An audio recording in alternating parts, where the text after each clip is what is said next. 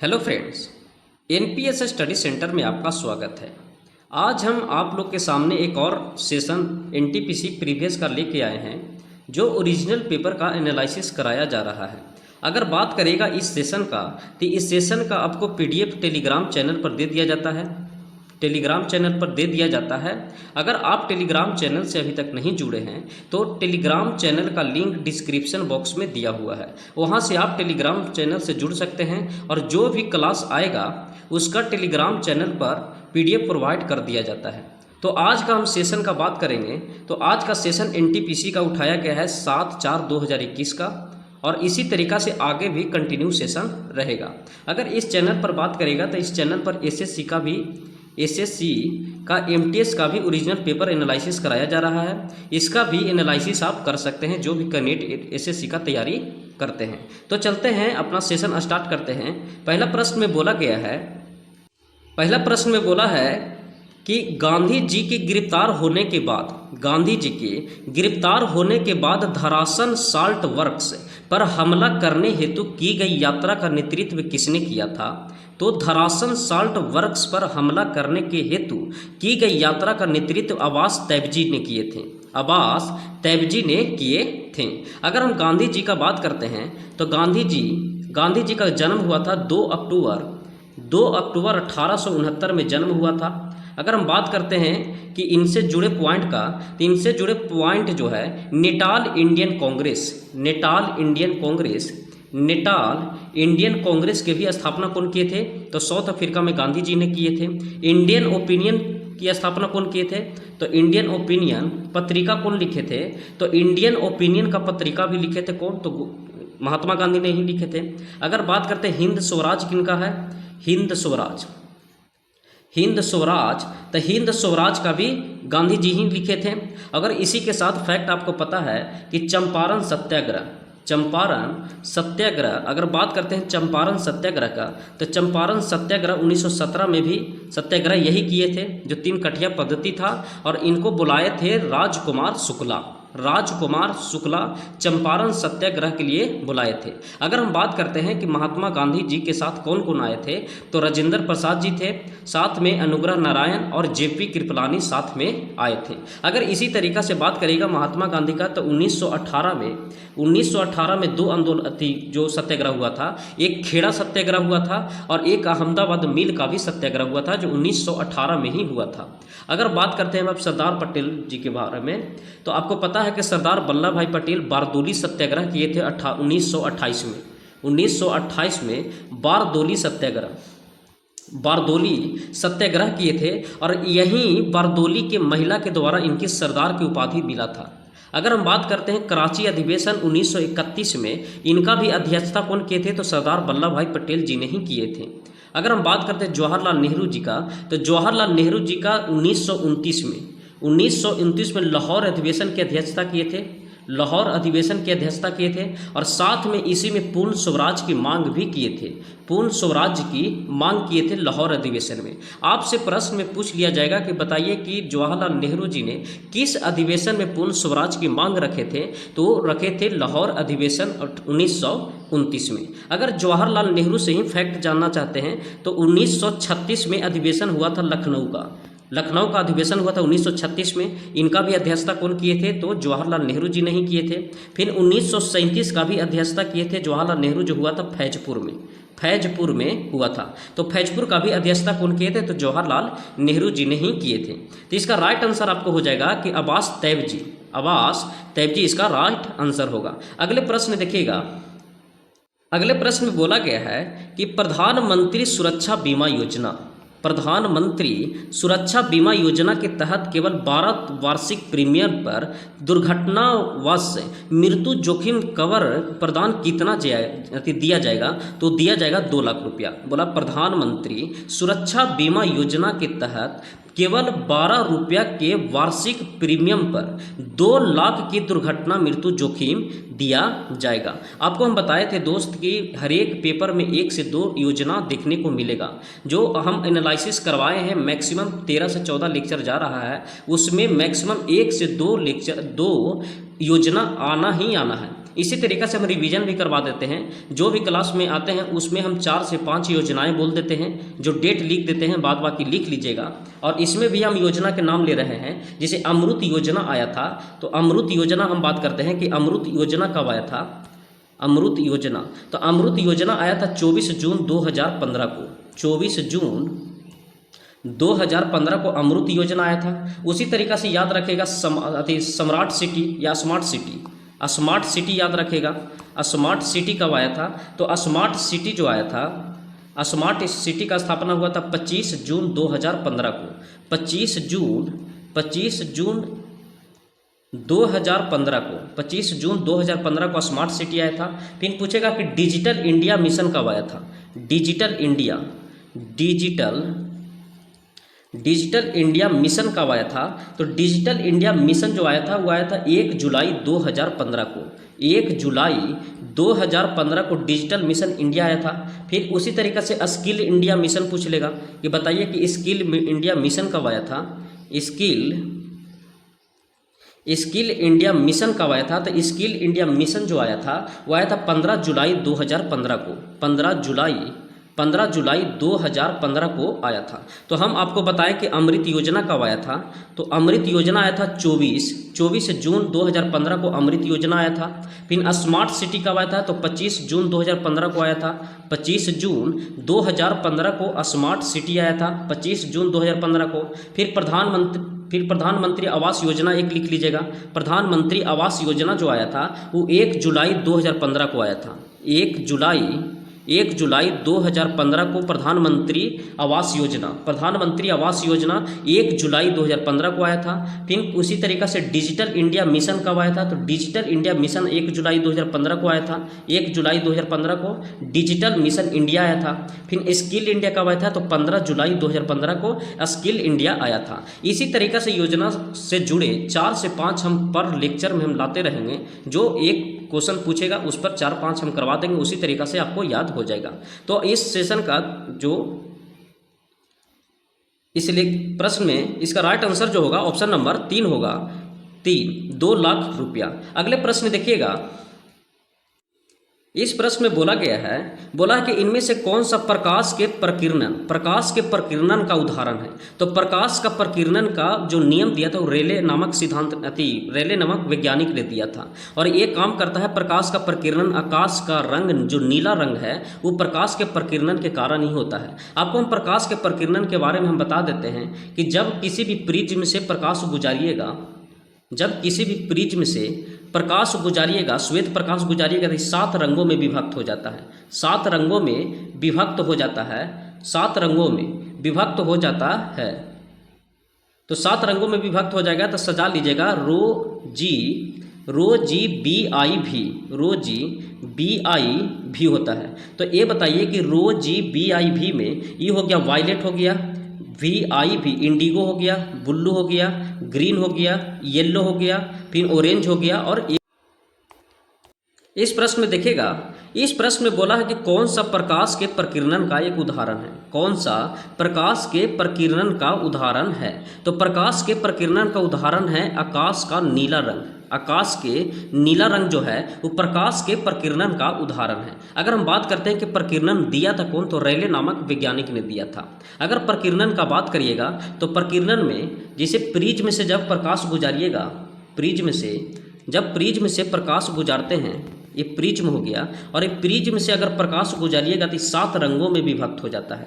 7 रंगों में विभक्त हो जाता है। 7 रंगों में विभक्त हो जाता है। तो अगर बात करेगा इसका, तो इसका होता है रो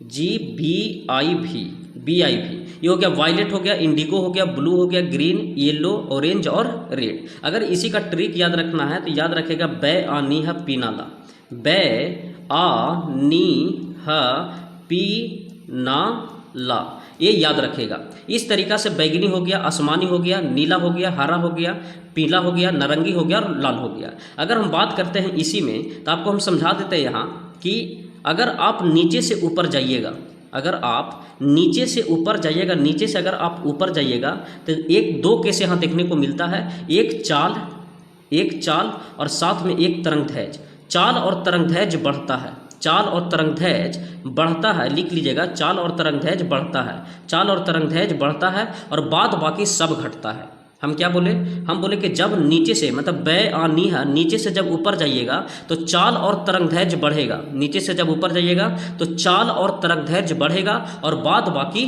घटेगा। अब बाद बाकी में क्या आ जाएगा, तो बाद बाकी में आ जाएगा जैसे अपवर्तनांक हो गया, प्रकीर्णन हो गया, विचलन हो गया। इसलिए आप सेट अगर मारते होंगे तो देखते होंगे प्रश्न में पूछता है कि बताइए कि कौन सा रंग का विचलन बहुत ज़्यादा होता है, तो बैगनी रंग का विचलन बहुत ज़्यादा होता है। क्यों? क्योंकि जब नीचे से ऊपर जाइएगा तो जो बढ़ेगा तो यहाँ तो मैक्सिमम होगा और मैक्सिमम है बैगनी का, तो बैगनी का अपवर्तनांक भी मैक्सिमम होता है, विचलन भी मैक्सिमम होता है, प्रकीर्णन भी मैक्सिमम होता है। तो इस सिंपल याद रखिएगा कि नीचे से ऊपर जाना है तो चाल और तरंगदैर्घ्य बढ़ता है। अब कहिएगा तरंगदैर्घ्य सबसे ज़्यादा किसका होगा, तो तरंगदैर्घ्य देखिएगा लाल का सबसे ज़्यादा होता है, इसलिए देखिएगा सिग्नल वगैरह में लाल का यूज होता है।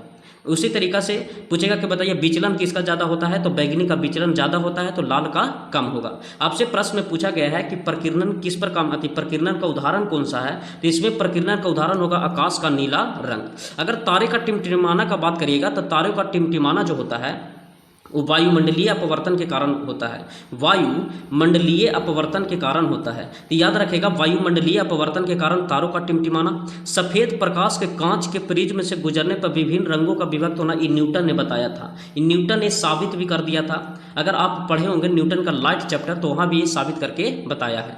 अगर इंद्रधनुष का बात करिएगा तो इंद्रधनुष प्रकाश के वर्ण विक्षेपण के सिद्धांत पर काम करता है, प्रकाश के वर्ण विक्षेपण के सिद्धांत पर काम करता है। तो प्रकाश के वर्ण विक्षेपण पर इंद्रधनुष काम करता है। लेकिन इसका अगर सहायक पूछ लेता है तो सहायक में अपवर्तन भी है,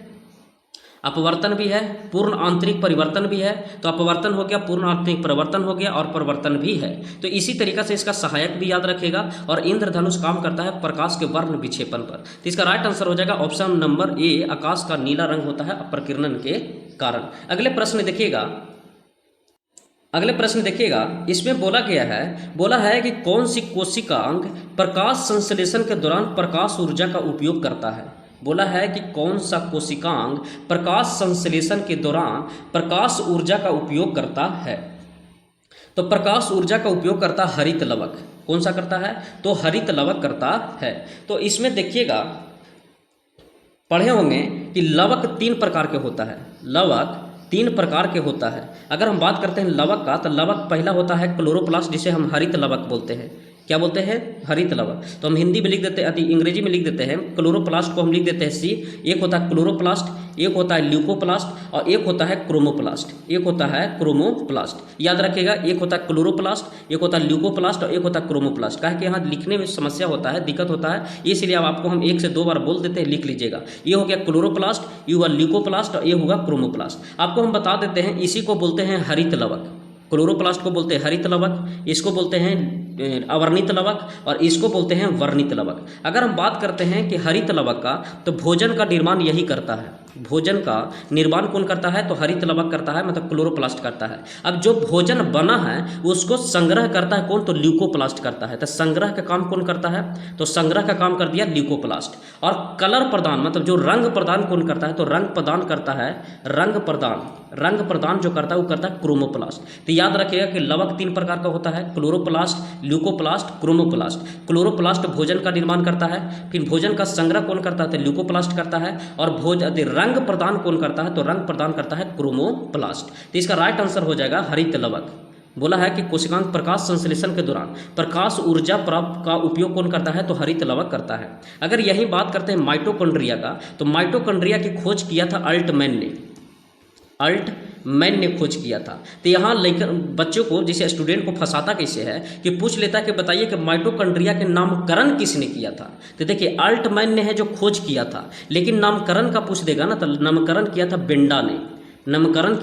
बेंडा ने। अगर राइबोसोम का बात करेगा तो राइबोसोम इंडोप्लाज्मिक रेटिकुलम पढ़े होंगे। इंडोप्लाज्मिक रेटिकुलम पर 2 पाए जाते हैं, एक होता है रफ और एक होता है स्मूथ।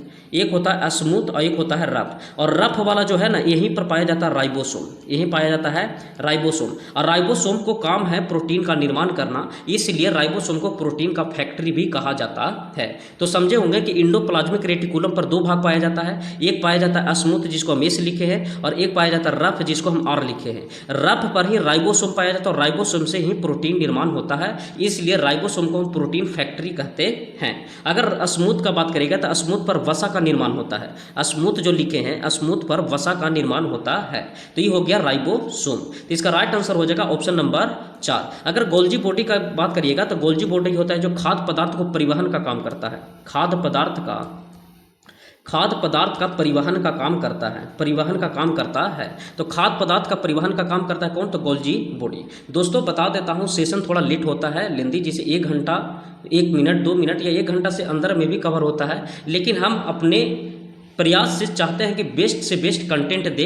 कहे कि अगर टीक आउट मराना मेरा रहता मेन पर्पस, तो हम आधा घंटा में भी लेक्चर को हम खत्म कर सकते हैं, कोई बड़ी बात नहीं। कि हम ये चाहते हैं कि जो भी पॉइंट अगर ऑप्शन से जुड़ा हो या कंसेप्ट इसमें लग रहा वो स्टूडेंट को बता दें कि हूबहू फैक्ट ही पूछ लेता है। तो आपको हम इस जो प्रश्न करवाए, इस प्रश्न में अगर हम डायरेक्ट ऑप्शंस भी मरवा सकते थे हरित लवक, लेकिन हरित लवक से जुड़े हुए ये भी बात बताएं कि हरित लवक आया कहाँ से, और उसी तरीक़ा से राइबोसोम, माइटोकॉन्ड्रिया, गोल्जी बॉडी के बारे में भी आपको हम बताएं। चलते हैं अगले प्रश्न में। देखिएगा इस प्रश्न में, इस प्रश्न में बोला है कि बताइए कि संयुक्त राष्ट्र विश्वविद्यालय के मुख्यालय कहाँ है? तो संयुक्त राष्ट्र विश्वविद्यालय का मुख्यालय है जापान में। संयुक्त राष्ट्र विश्वविद्यालय का मुख्यालय कहाँ है? तो जापान में इसका मुख्यालय है। लेकिन अगर हम बात करते हैं जर्मनी का, तो जर्मनी से आपातकालीन लिया गया था। पूछेगा कि आपातकालीन संविधान में कहाँ से लिया गया था आपातकालीन, तो आपातकालीन जर्मनी से लिया गया था। अगर वही पूछ लेगा कि बताइए अमेरिका से क्या लिया गया था, तो अमेरिका से आपको पता है कि प्रस्तावना भी लिया गया था,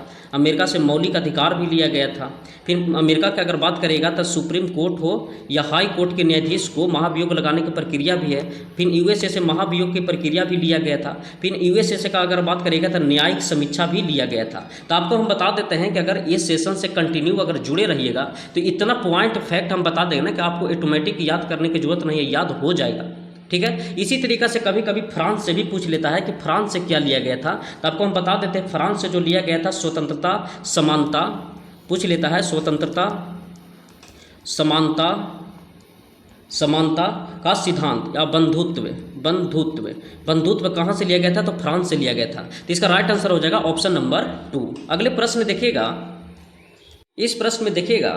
इस प्रश्न में बोला कि सिपाही विद्रोह का दौरान गवर्नर जनरल कौन था? आपको बता देते हैं कि सिपाही विद्रोह जो हुआ था वो लॉर्ड कैनिंग उस समय था। ये 1857 की क्रांति का बात कर रहा है, 1857 की क्रांति। अगर हम बता देते हैं 1857 के जो क्रांति का तत्कालिक कारण क्या था, तो तत्कालिक कारण यही था कि बेस फील्ड राइफल के जगह पर आया था इनफील्ड राइफल आया था। बेस फील्ड राइफल के जगह पर इनफील्ड राइफल लाया गया था, और इसमें गाय के चर्बी और सुअर के चर्बी का प्रयोग किया गया था। और आपको बता देते हैं कि बंगाल के बैरकपुर छावनी के 34 नेटिव इन्फेंट्री के जवान, बंगाल के बैरकपुर छावनी के 34 नेटिव इन्फेंट्री का जवान मंगल पांडे इस घटना से जुड़े हुए थे, क्योंकि मंगल पांडे ने जब गाय और सुअर के चर्बी का ऐसा अवशेष देखा उसमें, तो उसको आग बबूला होके वहाँ के 2 लेफ्टिनेंट को मार दिया था, लेफ्टिनेंट बाज और लेफ्टिनेंट हुज को गोली मार दिया था। लेफ्टिनेंट बाज और लेफ्टिनेंट हुज को गोली मार दिया कौन? तो मंगल पांडे। और इसी के कारण मंगल पांडे को 8 अप्रैल 1857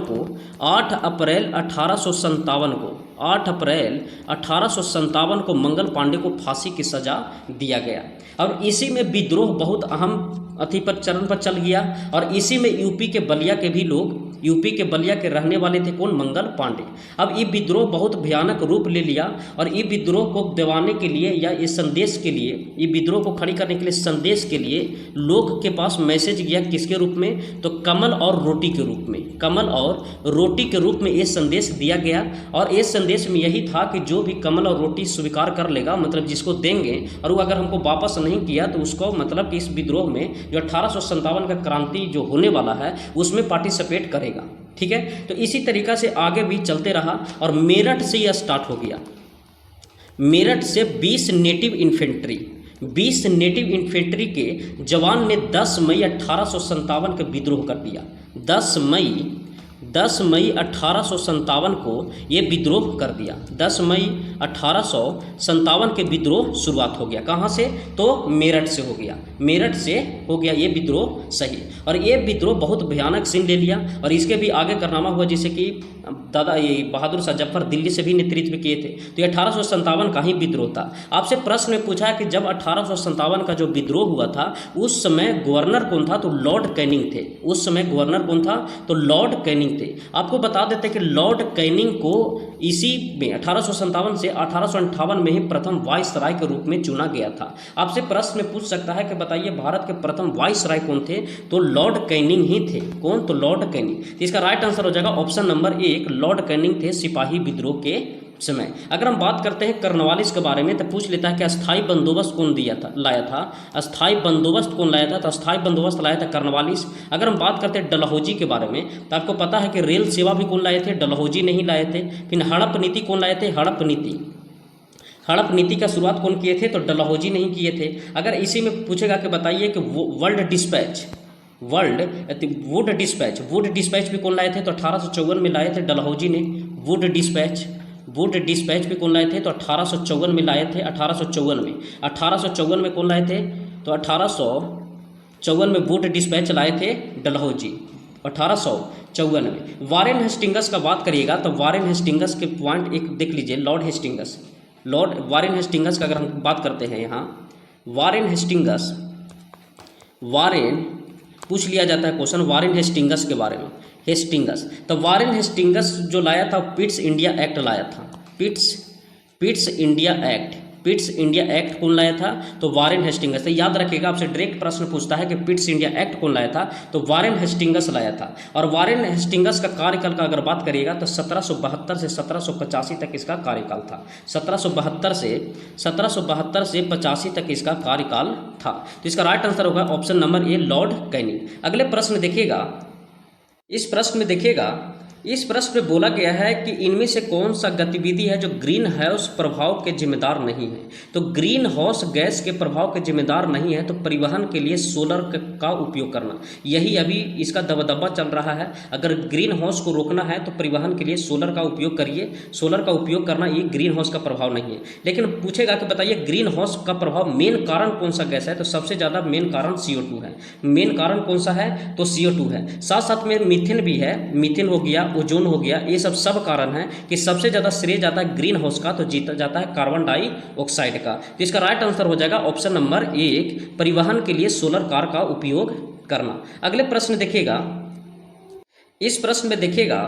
इस प्रश्न में बोला गया है कि गवर्नर जनरल लॉर्ड डलहौजी किस साम्राज्य को चेरी नाम दिया था।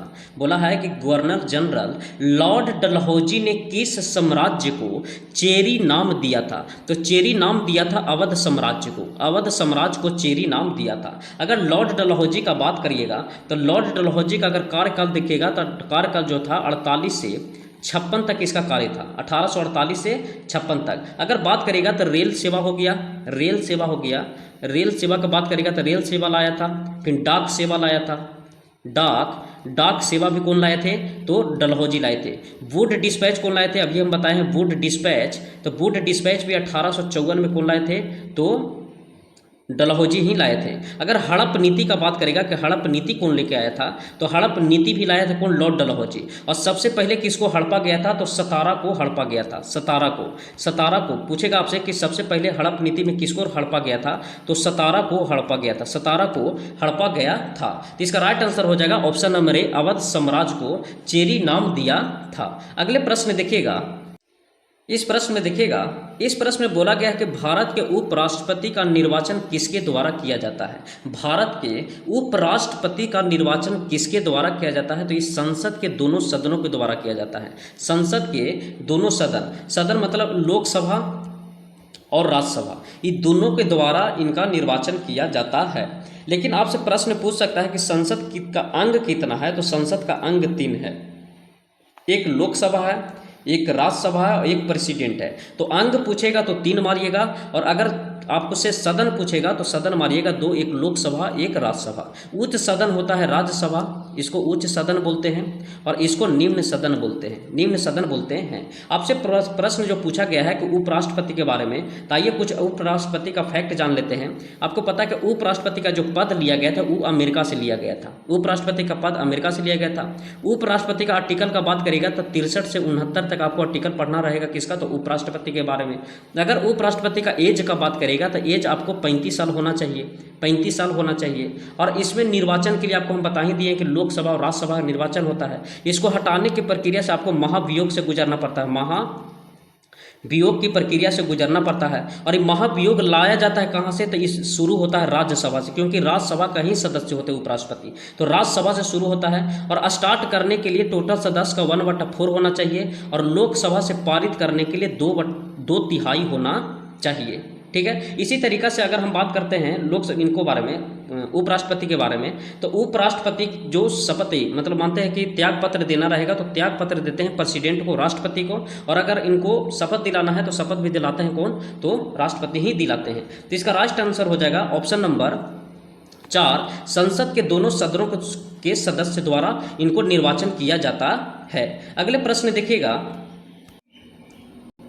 अगले प्रश्न में बोला गया है कि सुश्रुत संहिता किस विषय से संबंधित है। सुश्रुत संहिता किस विषय से संबंधित है, तो ये चिकित्सा और शल्य चिकित्सा से है। सुश्रुत संहिता किस विषय से संबंधित है, तो चिकित्सा और शल्य चिकित्सा से संबंधित है। अगले प्रश्न देखिएगा, इस प्रश्न में देखिएगा, इस प्रश्न में बोला है कि विवेकानंद शिला स्मारक कहाँ स्थित है। विवेकानंद शिला स्मारक कहाँ स्थित है, तो ये कन्याकुमारी में स्थित है। विवेकानंद शिला स्मारक कहाँ है, तो कन्याकुमारी में स्थित है। अगर विवेकानंद का बारे में देखिएगा तो आपको पता है कि विवेकानंद ने रामकृष्ण मिशन की स्थापना किए थे। रामकृष्ण मिशन की स्थापना किए थे, तो रामकृष्ण मिशन की स्थापना किए थे। और अगर हम बात करते हैं कि 1887 में बेलूर मठ के भी स्थापना किए थे। बेलूर मठ की स्थापना कोलकाता में किए थे। बेलूर मठ की स्थापना कहाँ किए थे, तो कोलकाता में किए थे। तो कोलकाता में बेलूर मठ की स्थापना किए, कोलकाता में बेलूर मठ की स्थापना किए थे। कोलकाता में बेलूर मठ की स्थापना की है। अगर हम बात बताते हैं आपको इनको फैक्ट का, कि कुछ फैक्ट ये होता है, जैसे कि मानते हैं कि 1893 में शिकागो सम्मेलन में भाग लिए थे। 1893 में शिकागो सम्मेलन में भाग लिए थे। तो शिकागो सम्मेलन में कब भाग लिए थे, तो 1893 में भाग लिए थे। फिर 1896 का बात करते हैं कि 1896 में वेदांत सोसाइटी की स्थापना किए थे। वेदांत सोसाइटी की भी स्थापना किए थे। वेदांत सोसाइटी की भी स्थापना किए थे। और विवेकानंद जी को तूफानी हिंदू भी कहते हैं। विवेकानंद जी को तूफानी हिंदू भी कहा जाता है। पूछेगा कि बताइए कि तूफानी हिंदू किनको कहते हैं, तो तूफानी हिंदू कहते हैं विवेकानंद जी को। हम बताएं कि विवेकानंद ने रामकृष्ण मिशन की स्थापना किए थे, और 1887 में बेलूर मठ की स्थापना किए, कहाँ, तो कोलकाता में। ठीक है, ऐतिहासिक शिकागो धर्म सम्मेलन में भाग लिए थे 1893 में, और उसी के कुछ दिन के बाद 1896 में ये वेदांत सोसाइटी की स्थापना की। अगर हम बात करते हैं कि इनको तूफानी हिंदू भी कहा जाता है, इन्हें तूफानी हिंदू भी कहा जाता है। और अब बात करते हैं सुभाष चंद्र बोस ने इन्हें भारत का आध्यात्मिक गुरु भी कहा था। सुभाष चंद्र बोस जी ने इन्हें आध्यात्मिक गुरु भी कहा था। तो इसका फैक्ट देखे हैं, इसका राइट आंसर जो हो जाएगा वो होगा कन्याकुमारी। विवेकानंद शिला स्मारक कहाँ स्थित है, तो तिरुपति ने कन्याकुमारी में स्थित है। अगले प्रश्न देखिएगा, इस प्रश्न में देखिएगा इस प्रश्न में बोला गया है कि आसियान का सदस्य नहीं है। बोला कि इनमें से कौन सा देश है जो आसियान का सदस्य नहीं है। तो आसियान का सदस्य भारत नहीं है। आसियान का सदस्य भारत नहीं है। अगर आसियान का बात करिएगा तो आसियान का जो गठन हुआ था वो हुआ था 8 अगस्त 1967 को हुआ था। 1967 को गठन हुआ था आसियान का। और कहाँ हुआ था? तो बैंकॉक में हुआ था। गठन हुआ था बैंकॉक में। गठन कहाँ हुआ था? तो बैंकॉक में हुआ था। अगर हम बात करते हैं आसियान का तो क्या हम बताएं कि गठन हुआ था 8 अगस्त 1967 को। कहाँ हुआ था? तो बैंकॉक में हुआ था। कहाँ? तो बैंकॉक में हुआ था। अगर हम मेंबर का बात करते हैं तो इसमें मेंबर का बात करेगा तो टोटल मेंबर यहाँ 10 है। टोटल मेंबर कितना है? तो 10 है। अगर हम बात करते हैं कि हेडक्वार्टर का तो इसका हेडक्वार्टर कहाँ है? तो हेडक्वार्टर इंडोनेशिया के जकार्ता में है। इंडोनेशिया के जकार्ता में है। इंडोनेशिया के जकार्ता में इसका हेडक्वार्टर हो गया। इसका मेंबर कितना हो गया? तो सदस्य हो गया 10। अगर बात करेगा कि कौन कौन है तो 10 सदस्य में पहला ब्रुनई हो गया, कंबोडिया हो गया, इंडोनेशिया हो गया, लाओस हो गया, मलेशिया हो गया, म्यांमार हो गया, फिलीपींस हो गया, सिंगापुर, थाईलैंड और वियतनाम है। लेकिन एक पॉइंट यहाँ जरूर याद रखेगा कि भारत इसका सदस्य नहीं है। भारत इसका सदस्य नहीं है। इसी से जुड़े पॉइंट हम इसरो के बारे में भी आपको हम बता देते हैं। इसरो सार्क के बारे में इसरो के भी देख लीजिएगा। अगर बात करते हैं हम संगठन का तो इसरो का जो स्थापना हुआ था इसरो का तो संगठन जो हुआ था वो हुआ था 1969 में।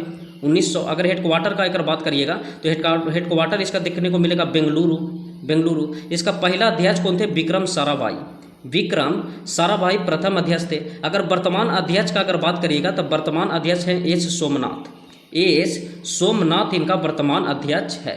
अगर इसी से जुड़े पॉइंट लिख लीजिएगा सार्क का, पूछ लेता है सार्क, तो बताइए कि सार्क का गठन कब हुआ था? तो सार्क का जो गठन हुआ था वो 8 दिसंबर 1985 को हुआ था। 8 दिसंबर 1985 का सार्क का गठन हुआ था। अगर मेंबर का बात करेगा तो मेंबर इसमें 8 देश है। आठों का अगर नाम बता देते हैं आपको कि अफगानिस्तान, पाकिस्तान, भारत हो गया, नेपाल हो गया, मालदीव हो गया, श्रीलंका हो गया, भूटान और बांग्लादेश। तो ये 8 देश है इसमें। अगर हम बात करते हैं इनका स्थापना हुआ था बांग्लादेश में। स्थापना हुआ था बांग्लादेश में, लेकिन किसी कारणवश 17 जनवरी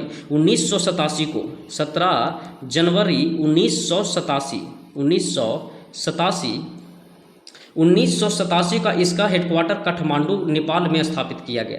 काठमांडू नेपाल में स्थापित किया गया। हम बताएं कि सार्क में मेंबर कितना है? तो 8 है। गठन कब हुआ था? तो 8 दिसंबर 1985 को हुआ था। मेंबर कितना? 8। अफगानिस्तान, पाकिस्तान, भारत, नेपाल, मालदीव, श्रीलंका और भूटान के साथ बांग्लादेश। अगर हम बात करते हैं इसका जो स्थापना शुरू में हुआ था बांग्लादेश में, लेकिन इनको 17 जनवरी 1987 को वहाँ से कहाँ कर दिया गया? तो काठमांडू नेपाल में स्थानांतरित कर दिया गया। तो इसका राइट आंसर हो जाएगा ऑप्शन नंबर 4, जो आसियान का मेंबर भारत नहीं है। अगले प्रश्न देखिएगा। इस प्रश्न में बोला गया है कि नई रोशनी योजना की महिलाओं के सशक्तिकरण हेतु शुरू की गई एक सरकारी कल्याणकारी योजना कौन सा है? दोस्त आपको हम बताए थे कि योजना 1 से 2 देखने को मिलता है। आज इसमें हम शुरुआत में भी एक योजना बताए हैं और देखिए यहाँ भी एक योजना से प्रश्न पूछ लिया गया है। बोला है कि नई रोशनी योजना की महिलाओं के सशक्तिकरण हेतु शुरू की गई एक सरकारी कल्याणकारी योजना कौन सा है? तो एक अल्पसंख्यक वर्ग है। कौन सा? तो अल्पसंख्यक वर्ग है। आपको बता देते हैं कि योजना से जब पेपर सटेगा, पेपर का जब डेट आएगा तो आपको हम इस चैनल से जुड़े रहिएगा। योजना से 1 से 2 क्लास हम जरूर कराएंगे जो VVI बेर पूछते रहता है। और साथ में अगर कंटिन्यू सेशन आएगा तो 4 से 5 हम पर डे करवाते चले जाएंगे। तो इसका राइट आंसर हो जाएगा ऑप्शन नंबर 4। अगले प्रश्न देखिएगा। इस प्रश्न में बोला गया है कि संयुक्त राष्ट्र महासभा के यूनिडो की स्थापना हेतु वर्ष एक प्रस्ताव पारित किया गया था। मतलब संयुक्त राष्ट्र के एक महासभा यूनिडो की स्थापना जो हुआ था 1966 में हुआ था। कब हुआ था? तो 1966 में यूनिडो की स्थापना हुआ था। लेकिन यहाँ कुछ UN के बारे में जानिएगा। हम हर एक सेशन में UN के बारे में इसलिए बताते हैं कि UN से प्रश्न बनता है।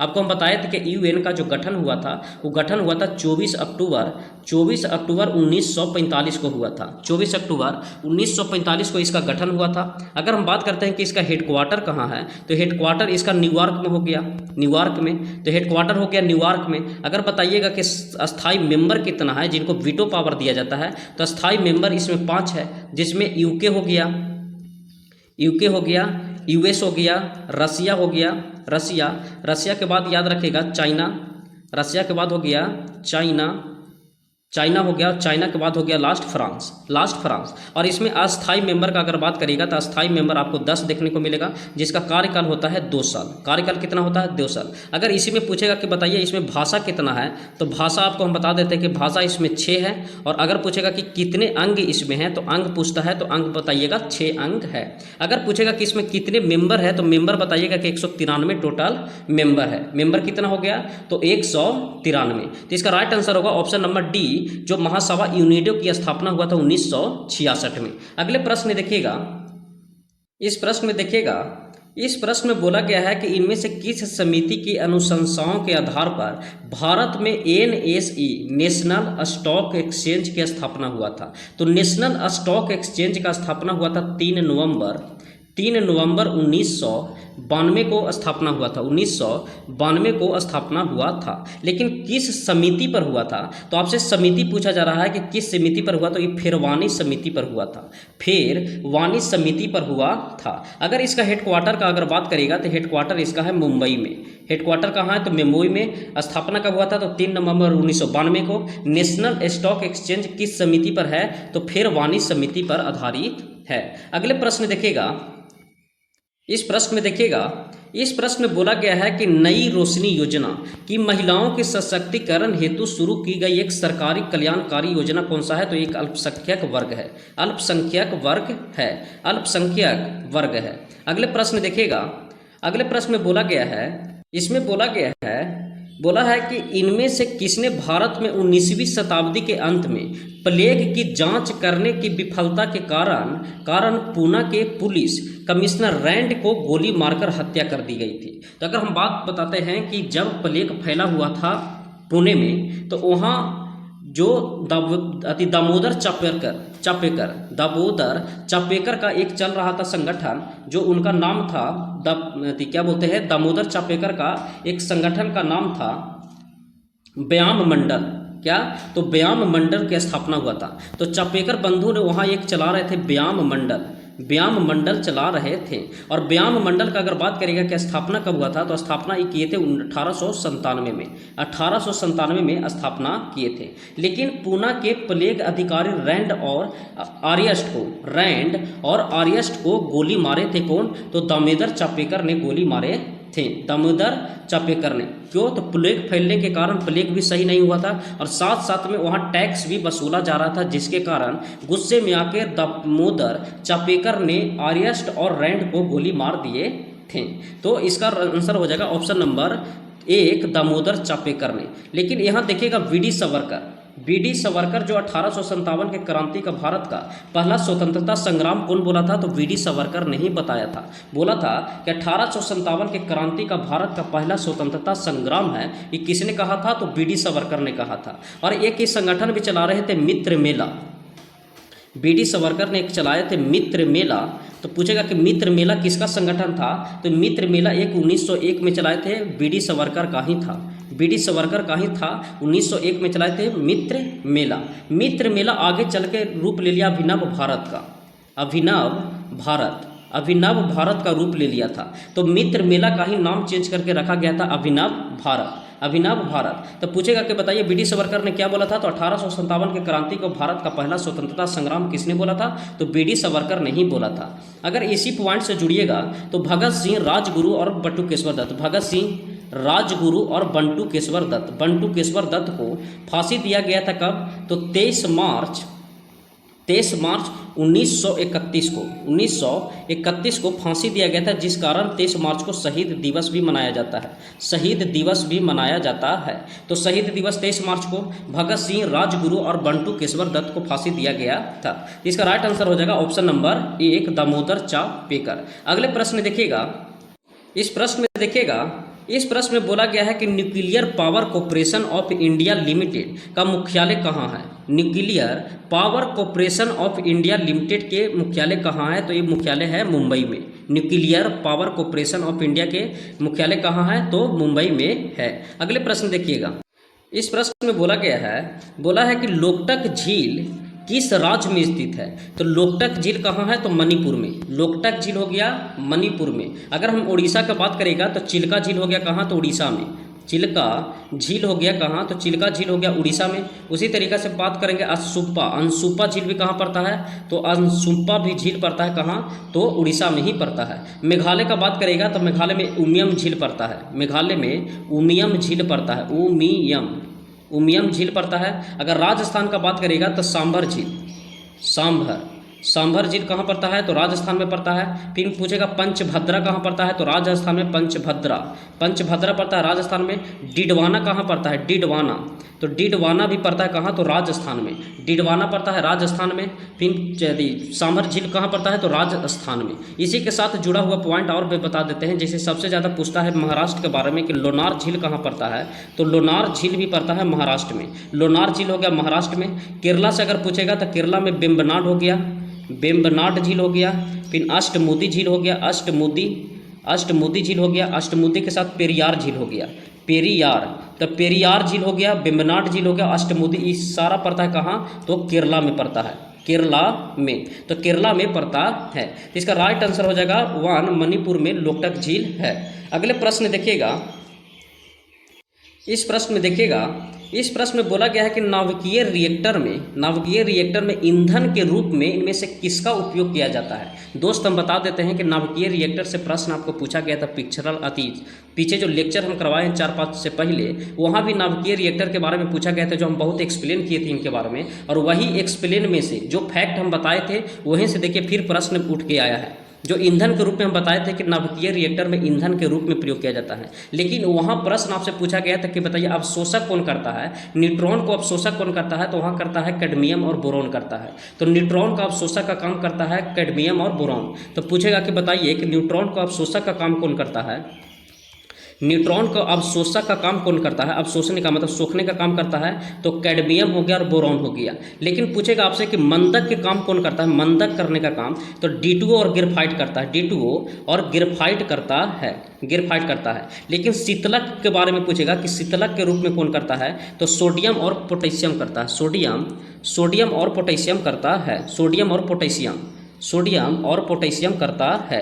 तो सोडियम और पोटेशियम हो गया शीतलक, मंदक के रूप में D2O और ग्रेफाइट हो गया। और अगर पूछेगा कि न्यूट्रॉन का अवशोषण कौन करता है, तो कैडमियम और बोरॉन करता है। जो भी फैक्ट बोलते हैं वो लिख लीजिएगा, ये सब प्रश्न आया हुआ ही फैक्ट बताया जा रहा है। तो इसका राइट आंसर हो जाएगा ऑप्शन नंबर 2 यूरेनियम। अगर इसी फैक्ट से जुड़िएगा तो आयोडीन की कमी से घेंघा रोग होता है। अगर हम बात करते हैं तांबा का, तो तड़ित चालक में उपयोग हम करते हैं किसका, तड़ित चालक में।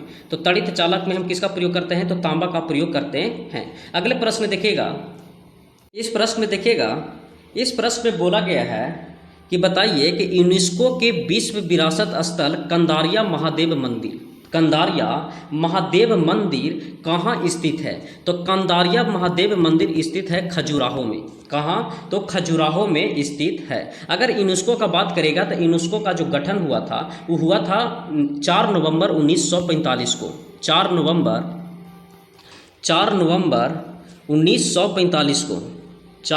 1945 को यूनेस्को का गठन हुआ था। 4 नवंबर 1945 को यूनेस्को का गठन हुआ था। अगर हेडक्वार्टर का अगर बात करेगा तो हेडक्वार्टर इसका हो गया पेरिस, फ्रांस में इसका हेडक्वार्टर हो गया। अगर हम बात करते हैं कि इसमें कितने मेंबर जुड़ा हुआ है, तो इसमें मेंबर है 193। पूछेगा कि बताइए इसमें कितने जो अति धरोहर स्थित है भारत का, तो इंडिया का जो धरोहर है इसमें वो 43 धरोहर स्थित है, 43। अगर इसी में बात करेगा कि बताइए कि संस्कृति में कितने हैं, तो संस्कृति का जुड़ा हुआ है 35। अगर इसी में है कि प्रकृति कितना जुड़ा हुआ है, तो प्राकृतिक है 7 और एक जुड़ा हुआ है मिक्सिंग, एक जो उसको मिश्रित बोलते हैं, तो मिश्रित जुड़ा हुआ कंचनजंगा कंचनजंगा है जो मिश्रित में आता है। तो आपसे प्रश्न यूनेस्को से पूछेगा कि गठन कब, तो 4 नवंबर 1945। हेडक्वार्टर हो गया पेरिस फ्रांस। मेंबर हो गया 193। अगर पूछेगा कि इंडिया के कितने धरोहर, तो 43, जिसमें संस्कृति हो गया 35, प्राकृतिक हो गया 7, और एक मिश्रित पूछेगा तो कंचनजंगा है जो सिंगल है।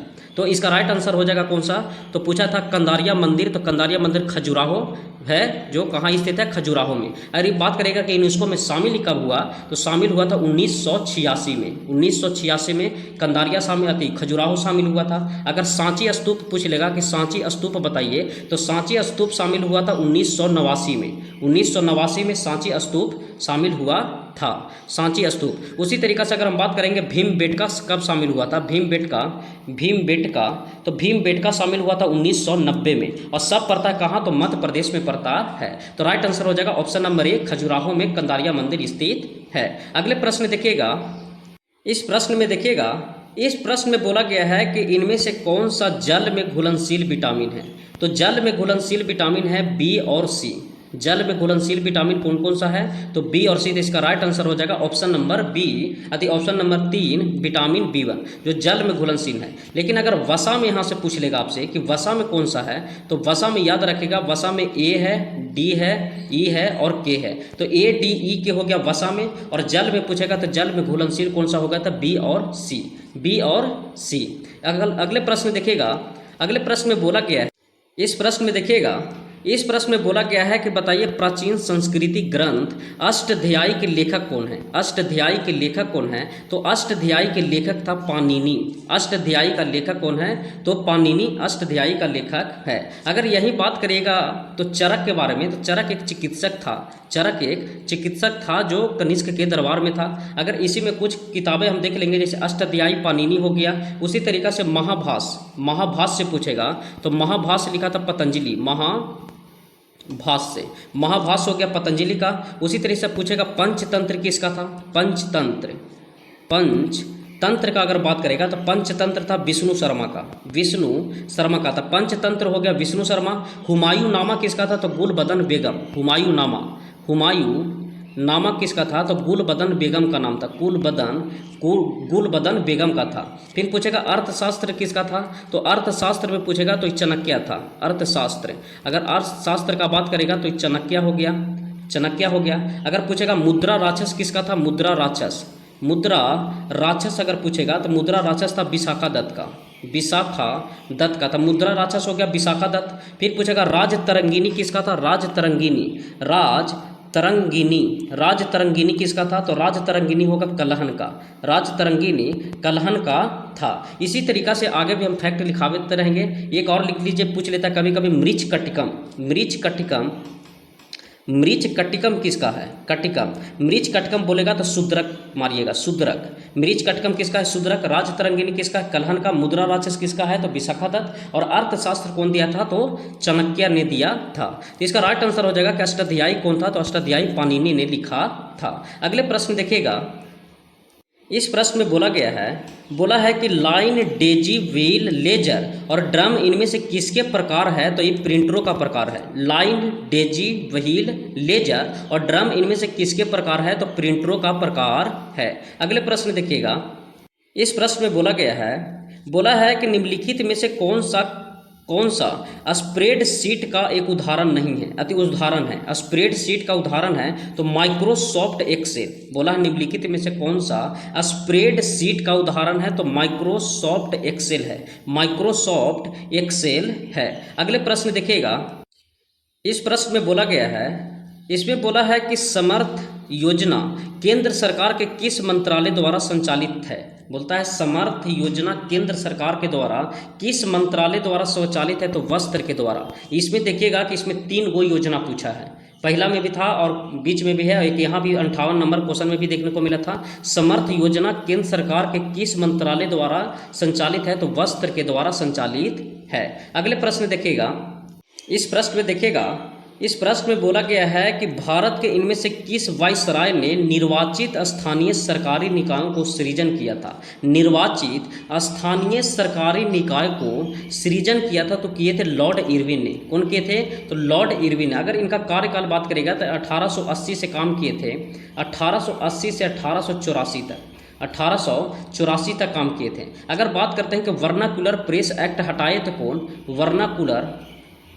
वर्नाकुलर प्रेस एक्ट हटाए थे, प्रेस एक्ट हटाए थे कौन, तो वर्नाकुलर प्रेस एक्ट हटाए थे लॉर्ड रिपन ने। लाया था कौन, लीटन, और हटाया कौन, तो रिपन। तो वर्नाकुलर प्रेस एक्ट को हटाया कौन, तो हटाया था लॉर्ड रिपन ने। लॉर्ड रिपन ने ही सिविल सेवा को आयु को 19 से 21 वर्ष कर दिया था। लॉर्ड रिपन ने ही सिविल सेवा के आयु 19 से 21 कर दिया था, 19 से 21 कर दिया था। और पहली बार पूर्ण जनगणना भी इन्हीं के समय हुआ था। पहली बार पूर्ण जनगणना 1881 में इन्हीं के समय हुआ था। तो पहली बार पूर्ण जनगणना किनको समय हुआ था, तो लॉर्ड रिपन के समय हुआ था। लॉर्ड रिपन का कार्यकाल हो गया 80 से 84। पूछेगा कि वर्नाकुलर प्रेस एक्ट हटाया कौन, तो लॉर्ड रिपन। लाया था कौन, तो लीटन ने। लाया था कौन, तो लीटन। हटाया कौन, तो रिपन। फिर वर्नाकुलर प्रेस एक्ट हो गया। निर्वाचित स्थानीय सरकारी निकाय का सृजन किया था कौन, तो लॉर्ड रिपन ने। अगले प्रश्न देखिएगा, इस प्रश्न में बोला है कि 1857 के प्रथम स्वतंत्रता संग्राम के दौरान कानपुर क्षेत्र अंग्रेज शासन के विरोध करना शुरू किया, जहां नाना साहेब स्थित महल के इसके मुख्यालय के रूप में प्रयोग किया गया था, तो विठ्ठूर स्थित महल के इसके मुख्यालय के रूप में प्रयोग किया गया था। प्रश्न में बोला है कि 1857 के प्रथम स्वतंत्रता संग्राम के दौरान कानपुर क्षेत्र ने अंग्रेज शासन का विरोध करना शुरू किया, जहां नाना साहेब के स्थित महल को इसके मुख्यालय के रूप में प्रयोग किया गया था, तो विठ्ठूर में स्थित, कहाँ, तो विठ्ठूर में स्थित महल का इसके मुख्यालय के रूप में प्रयोग किया गया था। यहाँ से प्रश्न देखेगा, जैसे नाना साहेब तो कानपुर से नेतृत्व किए थे, नाना साहेब कानपुर से। अगर बहादुर शाह पूछ लेगा कि बहादुर शाह कहाँ से कर रहे थे, तो बहादुर शाह कर रहे थे दिल्ली से। बहादुर शाह कहाँ से, तो दिल्ली से। खान अब्दुल गफ्फर खान पूछेगा कि खान अब्दुल गफ्फर खान कहाँ से कर रहे थे, तो बरेली से कर रहे थे। खान अब्दुल गफ्फर खान कहाँ से कर रहे थे, तो बरेली से कर रहे थे। तो खान अब्दुल गफ्फर खान हो गया बरेली से। अगर पूछेगा हजरत महल कहाँ से कर रहे थे, हजरत महल, तो हजरत महल कर रहे थे लखनऊ से। लखनऊ से हजरत महल कर रहे थे। तात्या टोपे पूछेगा कि तात्या टोपे कहाँ से कर रहे थे, तो तात्या टोपे कर रहे थे ग्वालियर से। ग्वालियर से तात्या टोपे हो गए। फिर लियाकत अली पूछेगा कि लियाकत अली कहाँ से कर रहे थे, तो लियाकत अली का अगर बात बोलेगा तो लियाकत अली जो कर रहे थे वो इलाहाबाद से कर रहे थे। इलाहाबाद से लियाकत अली कर रहे थे। और कुंवर सिंह जगदीशपुर से कर रहे थे। कुंवर सिंह अगर पूछेगा कि कुंवर सिंह कहाँ से कर रहे थे, तो जगदीशपुर से कर रहे थे, जगदीशपुर से। तो कुंवर सिंह जगदीशपुर से, बहादुर शाह दिल्ली से, खान अब्दुल गफ्फर खान बरेली से। फिर हजरत महल पूछेगा तो लखनऊ से। फिर पूछेगा तात्या टोपे ग्वालियर से। और उसी तरीका से लास्ट पूछेगा लियाकत अली कहाँ से कर रहे थे, तो इलाहाबाद से कर रहे थे। तो इसका राइट आंसर हो जाएगा ऑप्शन नंबर 1 विठ्ठूर। अगले प्रश्न देखिएगा, इस प्रश्न में बोला है कि स्वतंत्रता के बाद दूसरी पंचवर्षीय योजना 1956 से 61 के दौरान जर्मनी के सहयोग से किस इस्पात संयंत्र का स्थापना किया गया था। तो द्वितीय पंचवर्षीय योजना में जर्मनी के सहयोग से स्थापना जो हुआ था वो राउरकेला को स्थापना हुआ था। राउरकेला इस्पात संयंत्र की स्थापना हुआ था। अगर हम बात करते हैं पंचवर्षीय योजना का, तो पंचवर्षीय योजना स्टार्ट हुआ था 1951 से, और फर्स्ट पंचवर्षीय योजना चला था 21 से 56 तक चला था। 21 से 56 तक फर्स्ट पंचवर्षीय योजना चला था। और ये जो था वो हेरोड मॉडल के पर आधारित था। हेरोड मॉडल पर आधारित था। और इसमें सबसे ज़्यादा जोड़ जो दिया गया था वो कृषि पर जोड़ दिया गया था। तो आपसे प्रश्न पूछेगा कि पहली पंचवर्षीय योजना 1951 से 56 तक चला, वो किस मॉडल पर आधारित था, तो हेरोड मॉडल पर आधारित था। और किस पर ज़्यादा जोड़ किया था, तो कृषि पर जोड़ दिया गया था। इसी तरीका से अगर द्वितीय पंचवर्षीय योजना की बात करते हैं, तो द्वितीय पंचवर्षीय योजना चला था 56 से 51 तक। और ये जो जोड़ दिया थी, जो मॉडल था वो महाल नोबिस पर आधारित था। नोबिस पर आधारित था। अगर बात करते इसमें जोड़ ज़्यादा दिया गया था, उद्योगों पर जोड़ दिया गया था, ज़्यादा उद्योग पर जोड़ दिया था। और इसी में 3 इस्पात संयंत्र का गठन हुआ था। 3 इस्पात संयंत्र का हुआ था, जिसमें राउरकेला जर्मनी के सहयोग से हुआ था। राउरकेला हो गया जर्मनी से हो गया। उसी तरीका से अगर भिलाई का पूछेगा, तो भिलाई का हुआ था सोवियत संघ से। सोवियत संघ रसिया से हुआ था, तो सोवियत संघ से कौन सा हुआ था, भिलाई हुआ था। उसी तरीका से एक और था दुर्गापुर संयंत्र जो स्थापित हुआ था वो यूके के ब्रिटेन से हुआ था। ब्रिटेन के सहयोग से हुआ था। तो ब्रिटेन के सहयोग से कौन सा हुआ था? दुर्गापुर। राउरकेला किससे हुआ था? तो रसिया से। और भिलाई से हुआ था रसिया से, भिलाई हुआ था किससे? तो रसिया से। और राउरकेला हुआ था जर्मनी के सहयोग से। तो प्रश्न में पूछेगा कि बताइए कि द्वितीय पंचवर्षीय योजना में कितने इस्पात संयंत्र की स्थापना किया गया था? तो 3 गो का किया गया था, दुर्गापुर, राउरकेला और भिलाई। तो इसका राइट आंसर हो जाएगा कि जर्मनी के सहयोग से राउरकेला इस्पात संयंत्र का गठन किया गया था। अगले प्रश्न देखिएगा, इस प्रश्न में बोला है कि भारतीय संविधान के इनमें से किस अनुच्छेद में नए राज्यों का गठन, सीमाओं या फेरबदल इत्यादि कर सकता है? तो अगर भारत में अगर मानते हैं कि राज्य को तोड़ फोड़ करना है, नाम बदलना है, तो आर्टिकल उपयोग होता है 3। आर्टिकल कितना उपयोग होता है? 3। जब भारत में करना होगा तब। अगर इसी तरीका से अगर कोई विदेशी देश को मतलब राज्य को मिलाना हो, विदेशी राज्यों को मिलाने के लिए आर्टिकल नंबर उपयोग करते हैं कौन सा? तो आर्टिकल नंबर उपयोग 2 करते हैं, जो मतलब कि उसे भारत में मिला सकते हैं। भारत के बाहर कोई भी देश को, भारत के बाहर से कोई भी देश को अगर मिलाना होगा, तो आर्टिकल नंबर 2 का उपयोग करेंगे। और अगर भारत में ही अगर तोड़फोड़ करना है, जैसे मानते हैं बिहार से झारखंड अलग हुआ था, उसी तरीके से यूपी से उत्तराखंड अलग हुआ था, ये सब जो अलग होता है या तोड़फोड़ होता है, आर्टिकल नंबर 3 का उपयोग होता है। लेकिन आपसे प्रश्न में पूछेगा कि बताइए कौन ऐसा विदेशी राज्य को मिलाया गया था? तो विदेशी को मिलाया गया था जिसे सिक्किम को मिलाया गया था। तो सिक्किम को 35वां संविधान संशोधन 1974 के माध्यम से सह राज्य का दर्जा दिया गया था। और 36वां संविधान संशोधन 1975 के द्वारा 22वां राज्य बना दिया गया था। तो 36वां संविधान संशोधन 1975 के द्वारा 22वां राज्य बनाया, और 35वां संविधान संशोधन 1974 के द्वारा सिक्किम को सह राज्य का दर्जा दिया गया था। और कौन सा आर्टिकल प्रयोग हुआ होगा? तो आर्टिकल नंबर 2 प्रयोग हुआ होगा। तो इसका राइट आंसर जो हो जाएगा, वो राइट आंसर हो जाएगा कि अगर अपने राज्य को तोड़ फोड़ नाम बदल करना है तो आर्टिकल नंबर 3 का उपयोग कर सकते हैं। अगले प्रश्न देखिएगा, इस प्रश्न में बोला गया है कि वायुमंडल में तड़ित द्वारा किस गैस का स्थिरीकरण किया जाता है? जब वायुमंडल में तड़ित होता है ना, जब वायुमंडल में, आपको बता देते हैं कि जब वायुमंडल में तड़ित होता है तो तड़ित में नाइट्रोजन गैस का स्थिरीकरण होता है। तड़ित चालक पे हम प्रयोग करते हैं तांबा का। किसका?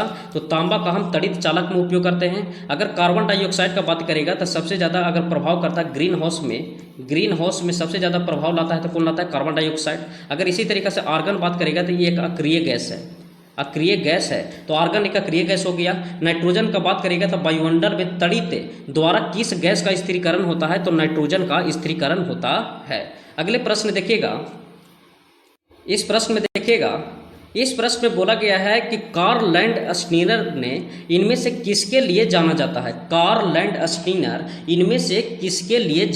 है? तो रक्त समूह की वर्गीकरण किया था कौन? तो कार्ल लैंडस्टीनर ने किया था। रक्त समूह की वर्गीकरण कौन किया था? तो कार्ल लैंडस्टीनर ने किया था।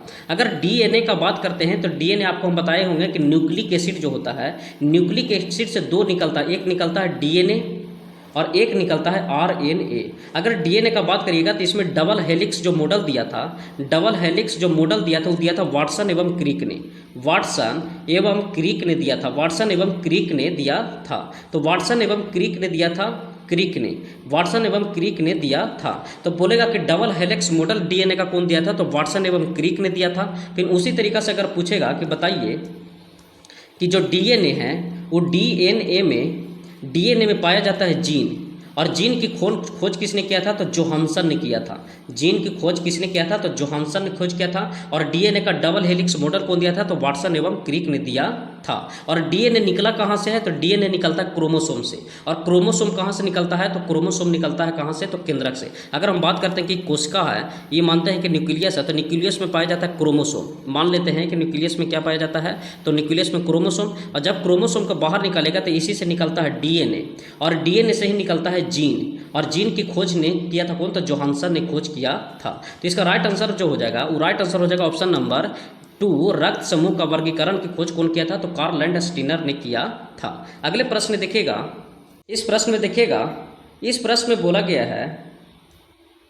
बोला है कि उस द्वीप का नाम क्या है जहां नेल्सन मंडेला को उन्हें 27 वर्ष की कारावास अवधि से 18 वर्ष के लिए कैद किया गया था। बोला कि उस द्वीप का नाम क्या है जहां नेल्सन मंडेला को उनके 27 वर्ष की कारावास अवधि में से 18 वर्ष के लिए कैद किया गया था। तो रॉवेन द्वीप है। कौन सा? तो रॉवेन द्वीप है। अगर नेल्सन मंडेला का अगर बात करेगा तो आपको पता है कि नेल्सन मंडेला साउथ अफ्रीका के रहने वाले हैं। साउथ अफ्रीका में जन्म इनको हुआ था। अगर बात करिएगा कि भारत रत्न इनको भी दिया गया था। भारत रत्न 1990 में दिया गया था। अगर बात करेगा कि नोबेल इनको कब दिया गया तो नोबेल इनको शांति का नोबेल मिला था। शांति के क्षेत्र में नोबेल जो मिला था शांति के क्षेत्र में, तो शांति के क्षेत्र में इनको नोबेल मिला था 1993 में। शांति के क्षेत्र में नोबेल कब मिला था?